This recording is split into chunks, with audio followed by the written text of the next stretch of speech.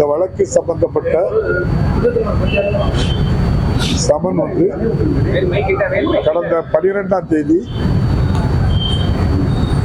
சென்னையில் இருக்கின்ற கிரீன்வே சாலையில் இருக்கின்ற என்னுடைய இல்லத்திற்கு வந்ததாகவும் நான் அதை மறுதளித்ததாகவும் அதை வாங்க மறுத்ததாகவும் போஸ்டல் டிபார்ட்மெண்ட் மூலம் எழுதி நீதிமன்றத்துக்கு அனுப்பப்பட்டிருக்கின்றது. அந்த 12ஆம் தேதி திருநெல்வேலி மாவட்டத்திலோடு என்னுடைய கிராமத்தில் தான் நான் இருந்தேன், இங்கே இந்த இல்லத்தில் இல்லை. அதே நேரத்தில் அங்கே 2 காவலாளிகள் இருக்கின்றார்கள். அவர்களிடம் கேட்டதற்கு அப்படிப்பட்ட எந்த விதமான தபாலும் எங்களுடைய கவனத்துக்கு வரவில்லை. கேட்ல காவலர்கள் இருப்பாங்க, அவங்களுடைய கவனத்திற்கு ஏதேனும் தபால் வந்தால் உடனடியாக உள்ளே சென்று நான் இல்லைன்னு சொன்னாலும் அங்கே இருக்கிறவங்களை அழைத்து இப்படி வந்திருக்குன்னு சொல்லி வாங்க சொல்லுவாங்க. அப்படிதான் நாங்கள் வாங்கிட்டு இருக்கிறோம்.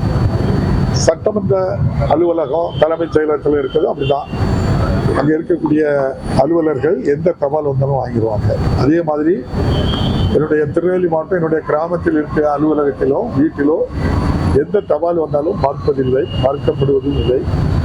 ஆகவே அப்படிப்பட்ட தபால் வரவில்லை எங்களுடைய கவனத்திற்கு என்றும் நான் வாங்க மறுத்ததாக சொல்வது முற்றிலும் 100% உண்மைக்கு புறம்பானது என்பதையும் நம்முடைய மாண்புமை நீதியரசருடைய கவனத்திற்கு சொல்லி நீங்களே விசாரித்து முடிவெடுத்துக் கொள்ளுங்கள் என்று சொல்லியிருக்கிறோம். நம்முடைய வருகிற 26ஆம் தேதி அடுத்த வாய்தா போடப்பட்டிருக்கிறது. நன்றி. சார், 2017 நீங்க அதிமுக எம்எல்ஏக்கள் வருவதா சொன்ன அந்த கருத்தை திரும்ப பெறீங்க இல்ல? அது வந்து சார் நீதிமன்ற வழக்குகளை பத்தி நீங்க தானே என்ன வரிச்ச சார்ஜ் நீங்க தானே வெளியே சொல்ல போறீங்க. பாதகம் செய்பவரை கண்டால் நாம் பயங்கொள்ளலாகாது பாப்பா, மோதி மிதித்து விடு பாப்பா, அவர் முகத்தில் உமிழ்ந்து விடு பாப்பா. அண்மை செய்திகளை உடனுக்குடன் தெரிந்து கொள்ள இணைந்திருங்கள் இயம்நாடு தொலைக்காட்சியுடன்.